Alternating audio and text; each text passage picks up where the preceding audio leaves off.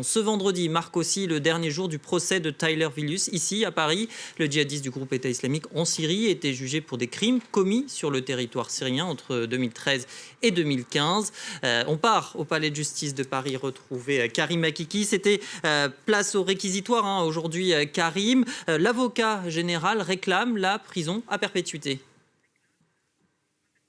Oui, l'avocat général a dit l'incarcération à perpétuité est la seule solution. Il n'y en a pas d'autre, avec la peine maximale de 22 ans de sûreté. Hélas, a-t-il dit, que 22 ans.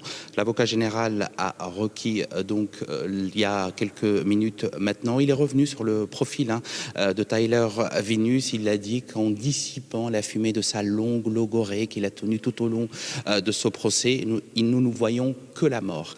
Tyler Villius a été présenté par la justice française comme un émir, un membre important de l'organisation de l'État islamique. Il était le recruteur, il était en lien direct avec les kamikazes qui ont attaqué Paris et Saint-Denis. Il préparait d'autres attentats au moment de son incarcération. Le procureur général a rappelé à la cour en disant « Ne vous trompez pas, même si on décrit un homme brillant, intelligent, non violent. D'ailleurs, les rapports de sa détention font état d'un homme plutôt calme. Il a passé une licence de psychologie en prison. Il ne faut pas se fier à cette dissimulation, a-t-il dit. Et d'ailleurs, c'est un émir. Il reste toujours un émir. Il a agrégé autour de lui pas mal de djihadistes quand il était en poste à l'organisation de l'État islamique et même en prison. Et l'avocat général a dit qu'il faisait la fierté, ou en tout cas qu'il attirait beaucoup les co-détenus qui étaient avec lui, mais également certains membres de l'administration pénitentiaire.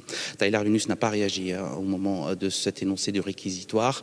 Là, la parole va être donnée à ses avocats, à la défense, et ensuite il prendra la parole, lui, pour une dernière fois. C'est la tradition, l'accusé qui prend la parole.